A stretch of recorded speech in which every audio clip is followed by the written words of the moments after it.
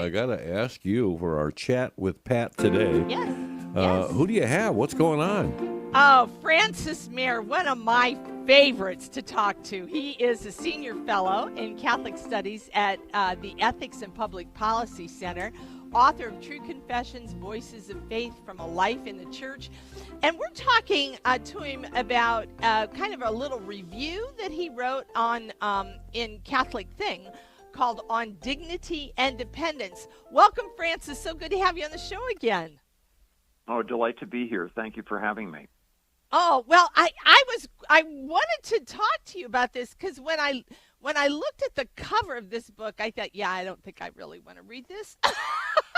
Because it was the book is entitled "The Dignity of Dependence." That didn't bother me, but then the subtitle is "A Feminist Manifesto," and it's by Leah Labresco Sargent. And I'm always a little leery when I hear "feminist manifesto" or the word feminism. So she makes the statement: "The world is the wrong shape for women."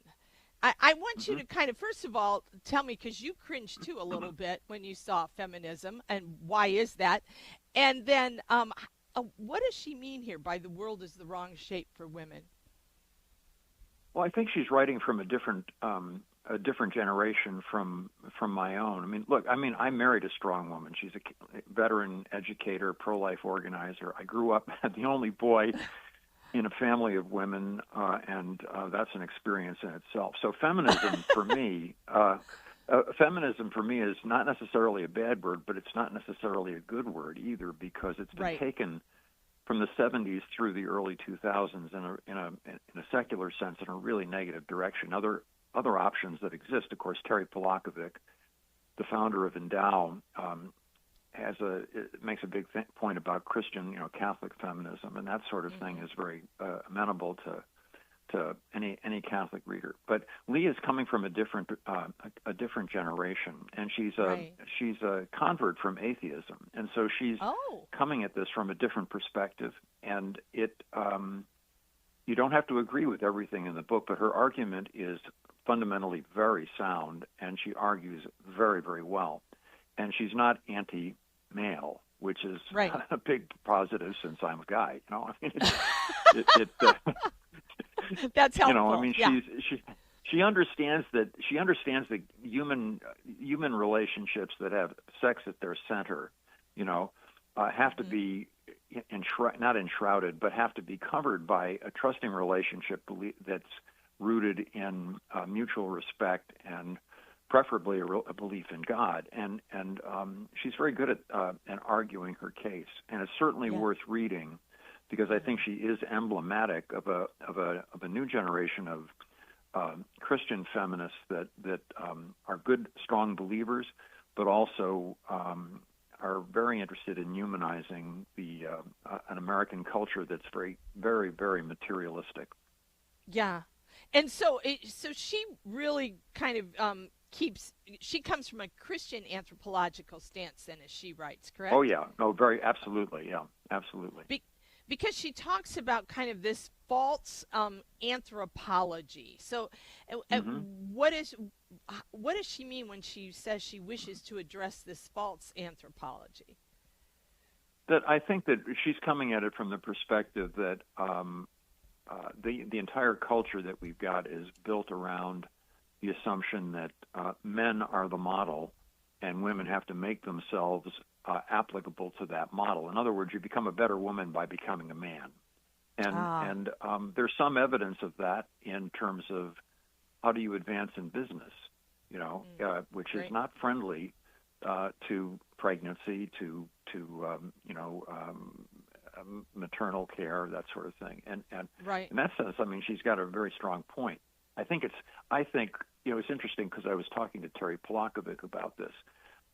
Terry's attitude, who again comes from a different generation of this feminism, from Christian feminism, her attitude was that a lot of the problems that Leah is identifying have actually been ameliorated over a period of several decades by women who have insisted on getting maternal leave and getting the opportunity to advance in business or starting their own businesses. So it's not quite the way it was in like 1970, which is how I, think about feminism. Right, right. But again, she's coming at it from a different age group and a different perspective.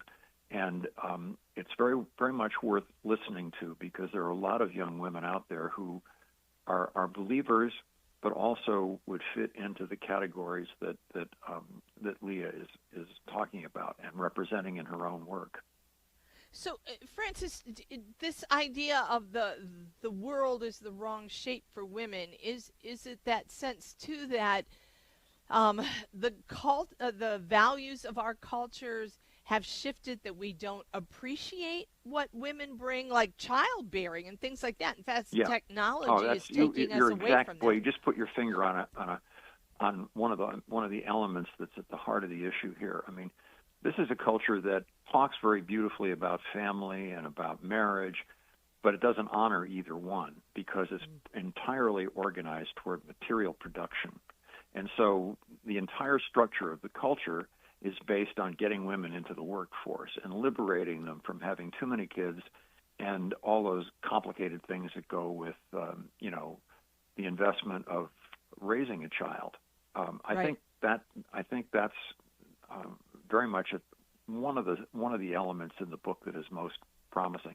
By the way, that first sentence of the book, it's literally the first sentence: "Wrong shape for women." Right. That struck me. That almost put me off reading the book.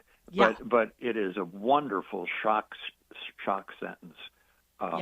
If you get over the shock to get into the book, because it really is striking, and it makes this really powerful point right at the beginning, that if you're an interested reader, you're going to want to know, how is she saying that? Why is she saying that? And I think she teases that out in a very effective way. Okay.